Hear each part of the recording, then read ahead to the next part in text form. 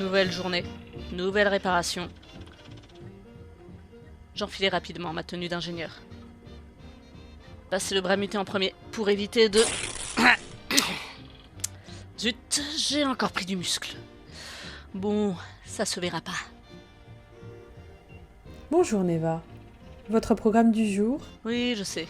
est de vérifier, Vérifier les installations électriques, la ventilation et le système d'alimentation de la serre. On est lundi, j'ai l'habitude. Je pris le couloir qui menait à la salle de décontamination. Une pomme de dehors. Et pas trop radioactive en plus. Juste un peu de fluo.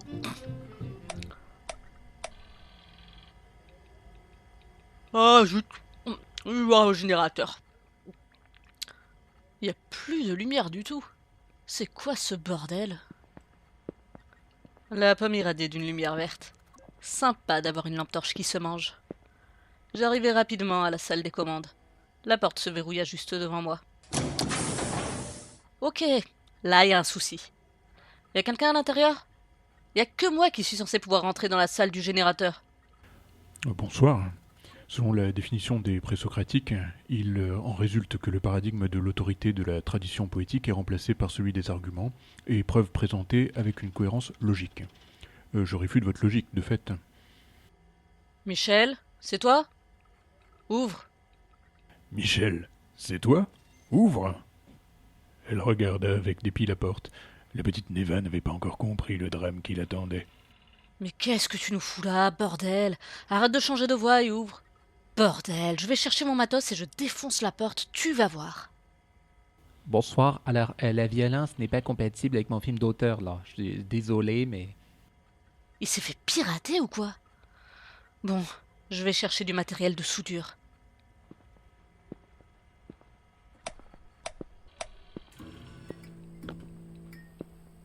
Bonsoir. Alors, merci d'être là fidèle au poste. Nous allons ce soir parler de Nietzsche, une fois n'est pas coutume, après les... Il a vraiment pété un plomb. Deuxième séance sur Ainsi parlait Zarathustra. Et ce soir, nous allons nous attarder à la version de Maurice de Cordillac. Oh bordel, c'est quoi cette odeur? Ordinateur? Analyse l'air. Aucune réponse. Zimo? Allez viens. Allez petit. Viens au pied. Une créature de la taille d'un labrador sortit du bout de la pièce et vint faire des tours enthousiastes autour de moi. Elle possédait un équipement high-tech qui utilisait ses capacités naturelles de purification pour assimiler les enzymes qui l'entouraient. De quoi créer des antidotes et produits bien utiles à l'abri. On a besoin de toi, mon copain. Allez, va. Aspire ce truc dans l'air et va vérifier la serre.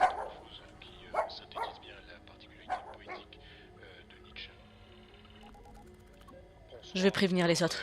Il faut qu'ils mettent leur combinaison.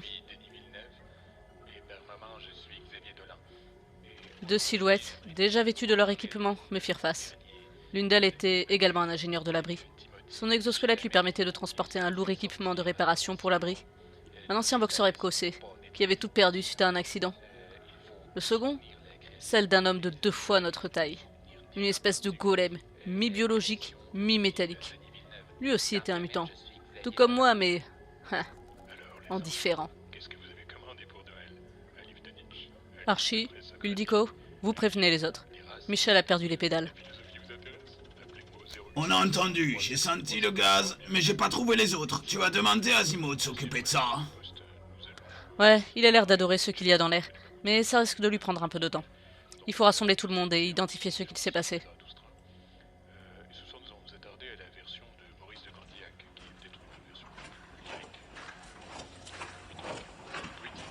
La tenue d'exploration bien reconnaissable de Jean-Pierre, une goule qui avait fusionné avec sa combi à force de la porter, apparut dans la salle. Il possédait de nombreux tentacules, aussi utiles en combat qu'en ingénierie. C'était également un atout de pointe dans l'exploration de terrains dangereux.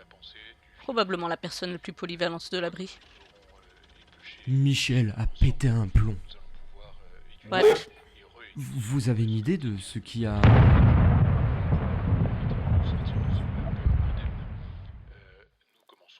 du coin de l'œil, j'avais vu une flamme parcourir le gaz qui nous entourait, faisant littéralement exploser la moitié de la pièce.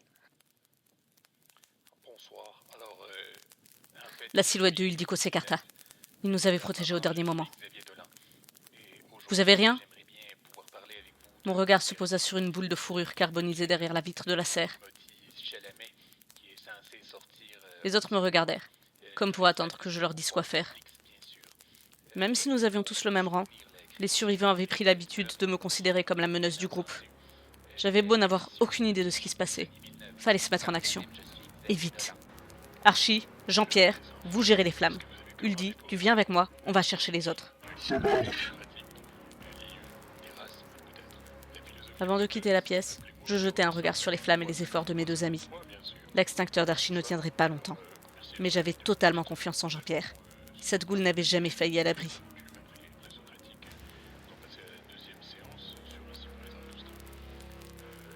Après un moment, nous pûmes voir les corps des habitants de l'abri. Seuls 2 semblaient ne pas avoir été pris dans l'explosion. Ils portaient déjà leur équipement. Ça les avait sauvés, même s'ils semblaient inconscients. Tu prends Lémi, je prends Galahad, on se rassemble dans la salle commune. Il nous fallut une dizaine de minutes pour ramener les 2 corps inertes. Toutes ces pertes, c'était une catastrophe. En plus, les flammes étaient désormais partout.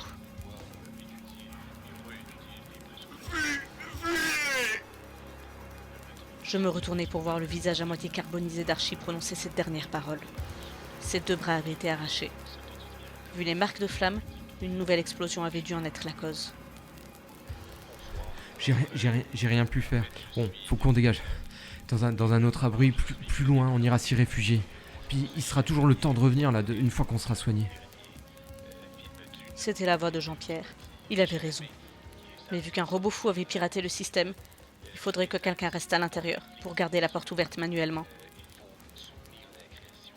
Une petite créature métallique vint se placer sur le boîtier de contrôle.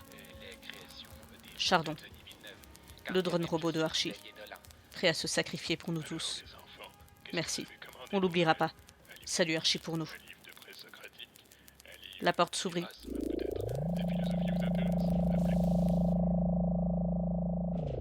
Puis se referma sur le brasier. Encore un compagnon de perdu.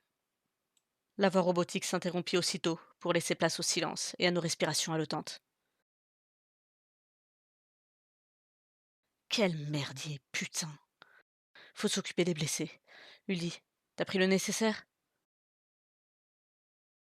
D'un geste précis, le golem d'acier déploya son sac crânien. Ce sac permettait de transporter du matériel, mais également de générer une espèce d'abri ventilé. Après quelques minutes de soins de base et d'administration d'antidotes, il plaça nos amis sur ses épaules, un de chaque côté. Faudrait qu'on bouge, boss. Je sais pas quelle heure il est, mais vu l'angle du soleil, on a peu de temps. Il avait raison. Le soleil était déjà haut dans le ciel. Midi était proche. Déjà les rayons commençaient à blanchir le paysage. Cherchons directement notre nouvel abri. On va par où ? Je regardais la goule aux tentacules, qui me rendit un regard dépité. Je sais où nous rendre, mais comment, c'est le rôle de Galahad, ça, normalement.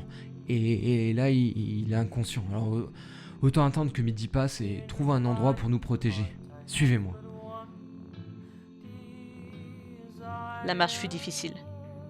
Le soleil était de plus en plus brûlant, et la direction que nous avions prise ne laissait aucune ombre à l'horizon. Que des gouffres remplis de carcasses d'une civilisation détruite. La vibration dans le ciel devint intenable. Il fallait nous arrêter. Je vous couvre comme je peux. Uldico déploya à nouveau sa coiffe pour nous entourer avec et nous protéger des rayons du soleil blanc. Sans lui, il aurait été impossible de survivre à ces températures ou aux radiations. Seul Jean-Pierre, qui lui était immunisé, avait choisi de rester hors de l'abri de fortune.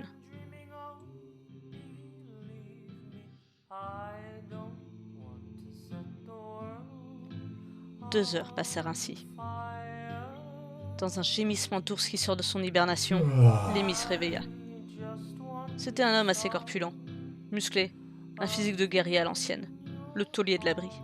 Un vrai vétéran tout aussi bourru que bienveillant. Il ouvrit son œil robotique sur nous. On est où? Uldi? Crénom de nom me dit pas qu'on est dehors. Apparemment, c'est le cas. Et c'était au tour de Galahad de reprendre conscience.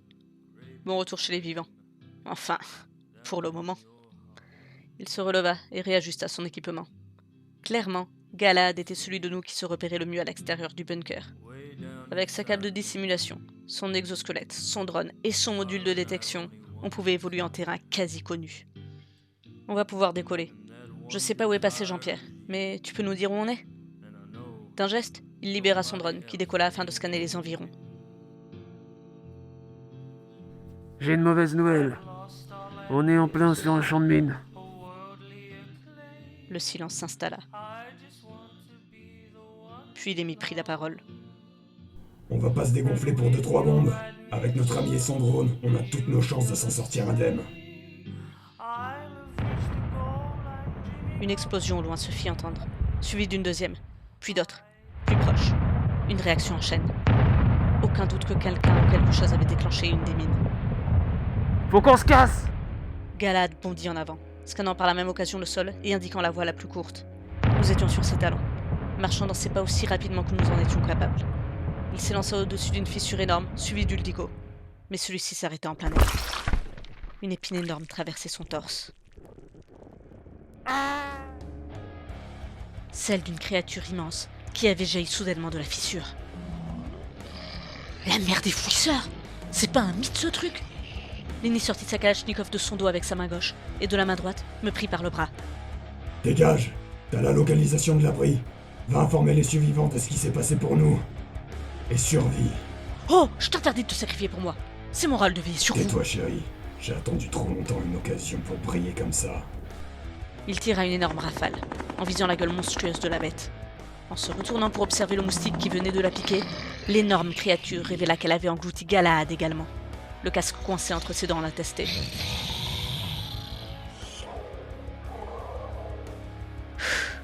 Je décidai de laisser Lemmy se battre. Impossible de raisonner cette tête de mule quand il prenait ce genre de décision. Il fallait me mettre à courir à toute vitesse pour fuir, qu'au moins un de nous survive. La créature, attirée par le mouvement, commença à me chasser du regard. Mais une explosion dans le ciel attira son attention. Le nuage de poudre blanche qui en tomba me fit comprendre qu'il s'agissait d'un extincteur lancé par Lemmy pour distraire le prédateur.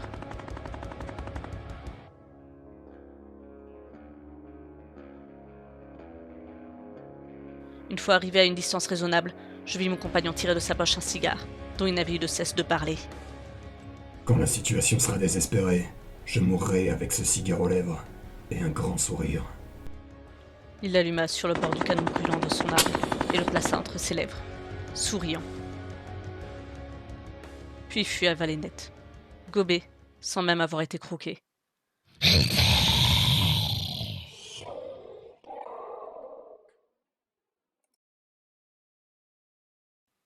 Il me fallut plusieurs heures avant d'étouffer les pleurs de rage et de nervosité que la situation avait causé en moi. Tous étaient morts, l'abri détruit. En une journée, j'avais perdu tout ce qu'il me restait. Mais je devais continuer. Pour eux. J'aperçus rapidement le nouvel abri. La porte était déjà ouverte, et une silhouette, reconnaissable entre mille, se trouvait devant. Ça fait tellement plaisir de te voir. Les autres, ils sont...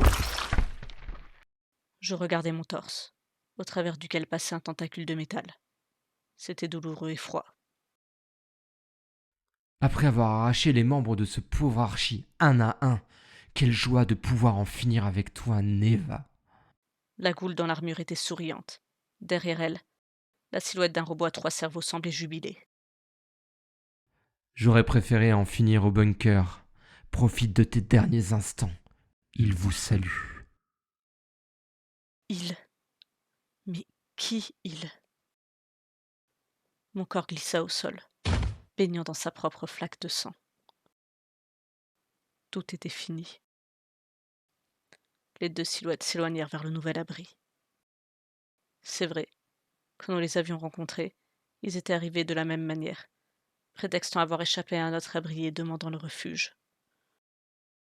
J'entendis une nouvelle fois la voix du robot avant de sombrer dans l'inconscience et la mort.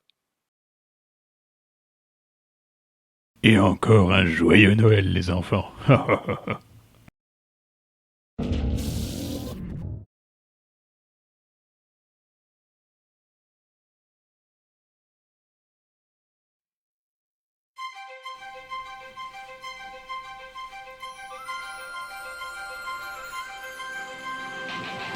En l'an 2020, le dieu créatif se pencha sur les artistes qui parcouraient le monde. Une vague d'anxiété et de tension liée à un virus avait affaibli la motivation et la joie. La créativité était menacée. Pour aider le peuple des humains, il nomma alors un prophète, soufflant l'idée au travers d'une pousse et d'un chevaucheur de stream. Rassembler les artistes autour d'un challenge, les artistes pour...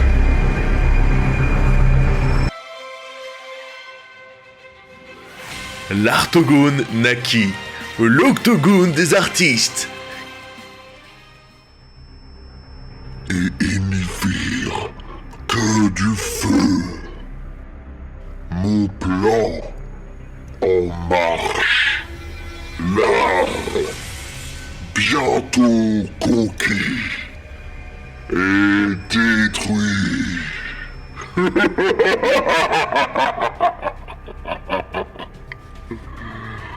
Je dois juste encore m'assurer qu'il n'y ait plus de survivants à l'avenir. Mes infiltrés, je vous félicite. Je ne te laisserai pas t'en sortir. La prochaine fois, je conviens... Tu